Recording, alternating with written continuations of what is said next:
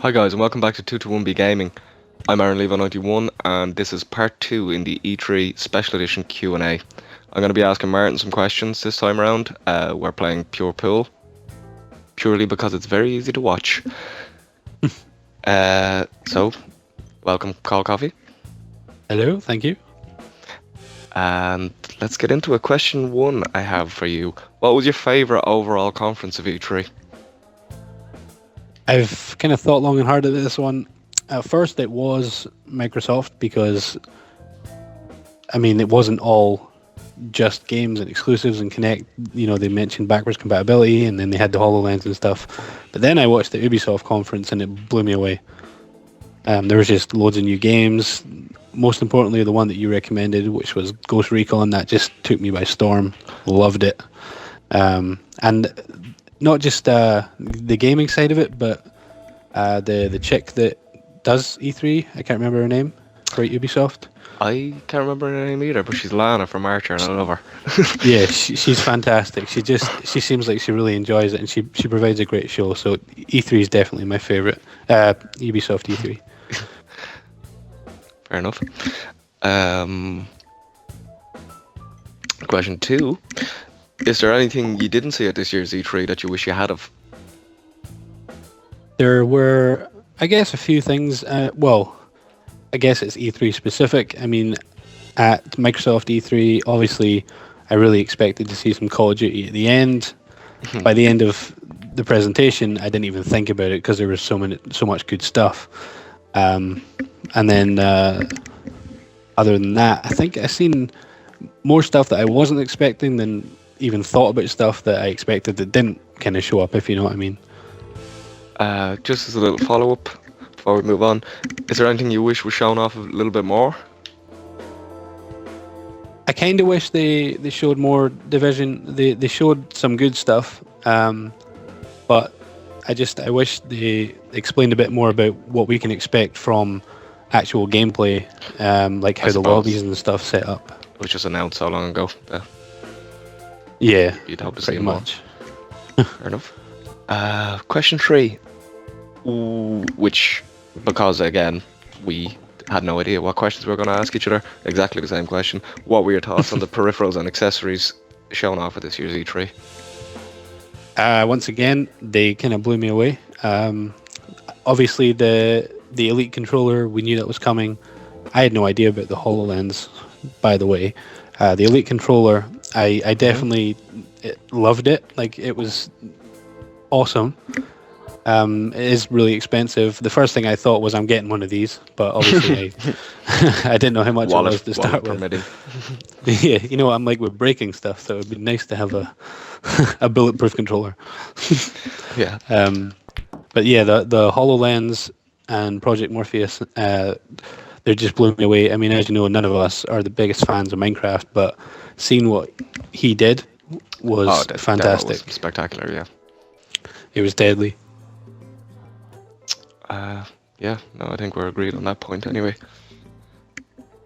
Question 4, for your pleasure, is were you underwhelmed by anything at this year's E3? Not so much underwhelmed. I was a little disappointed with, obviously, the Black Ops, the Call of Duty DLC exclusive going now to the PlayStation. It's not disastrous. I kind of guessed it was always coming. Just I didn't expect it to be with Black Ops 3 because it's obviously the first next-gen Treyarch Zombies, which is our thing. Disappointing.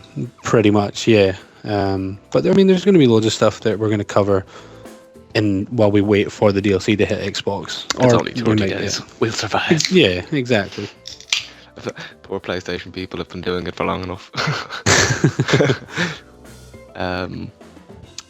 Yeah. So, just to give you a little list: The Last Guardian, obviously Sony, For Honor from Ubisoft, Horizon Zero Dawn, Recore, Sea of Thieves. Obviously the one that you mentioned on your interview, For Honor, that was probably my favorite. It was like it took me by storm again. Like I did not know what to expect, and the guy was an absolute legend. Like he had so much motivation for it. You could tell for He was the developer, I assume, or was he just part of the He's head of development, I think. I headed? Right. believe. Well, he just for the enthusiasm that he had, it was positive to know that he was kind of behind the game and that you could expect great things from it. A lot of the other IPs look good as well. I can't name specifics, but I'm not sure if it's. I think it's an IP. You know the Sea of Thieves one you said. Yeah, I do. Rare are That back on the old development wagon. that's the one. Yeah, I've spoke to that a lot of friends about that game, and I know a lot of people want to get it because that's co-op, that's multiplayer, isn't it? Well, they weren't extremely clear, but from what I can gather, it looks at least slightly MMO-ish. And Right. something we haven't seen before in the MMO vein, sea battles and, treasure hunting together and stuff. Yeah. That those two are definitely my favorite hosts to summarize. Then, so For Honor and Sea of Thieves. Very good. As a lead on from that, which existing IP, Sean, were you most impressed with? For example. Well, anything annualization, obviously. Black Ops 3, Assassin's Creed, maybe even Ghost Recon, or I'm taking The Division as an existing IP because, my God, was it announced 1 year ago or two? A long time ago, yeah. I guess I would have to go back to Ghost Recon then. I don't think anyone expected that game to be announced. I know I definitely didn't expect it. And I've always loved the Ghost Recon franchise kind of thing. There was one game that my brother introduced me to. On the first one was Advanced Warfighter. That was called. Yes, indeed.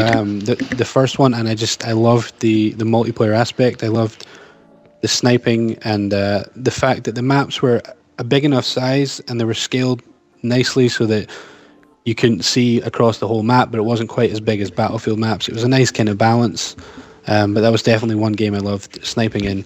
So after they released Future Soldier, that game kind of introduced more of the 4-player campaign, and it was just amazing. And that's kind of what they've implemented into the new one, only in an open world. And it does. It looks awesome. Pretty amazing, yeah, I agree. Last but certainly not least, what was your biggest geek squeal moment at this year's E3? What made you really kind of, childish, fanboyish? What excited you? I guess there was a few things. Obviously, in a feature type thing, backwards compatibility actually got me really geekish. Not gonna lie, I'll mention the exact moment. I was in a party with a friend watching the conference, and for some reason, You were at in a the party exact without me? moment, you were working. I was working. At the exact moment of them announcing it, my friend was watching at the same time as me, but he was a little bit delayed. And then he started complaining because all of a sudden there was a translator translating everything that was said into like Spanish. Yeah. And he kept talking through it all, and I kind of missed it. So, like, after it was finished talking and I seen the reaction of the crowd, I was like, whoa, what just happened? So I went back and watched it, and then it just blew me away. I got really excited for that. And then on a gaming side of things, obviously, for an Xbox fan, Gears 4 was just a massive shock to me. Like I got all giddy. Like when I The non-full screens, man. oh, it looks so good. When I bought my first Xbox, I was in America, and that was the first game that I bought, and I fell in love with the story. I think it was the first game that I ever completed with my brother in a campaign side of things. We went through the whole thing on Insane, and it was just amazing because I never got to spend much time with him at that time because he'd moved away. So it brought back a lot of memories, and for them to announce Gears 4 as well, it was phenomenal. They didn't release much info, but they've definitely kept us guessing. Great, thanks very much. That'll wrap it up for the Q&A for E3. Hopefully we'll be having a larger discussion with more people, more friends from the community and stuff. Thank you very much for watching, guys. Please do like and subscribe. Thank you.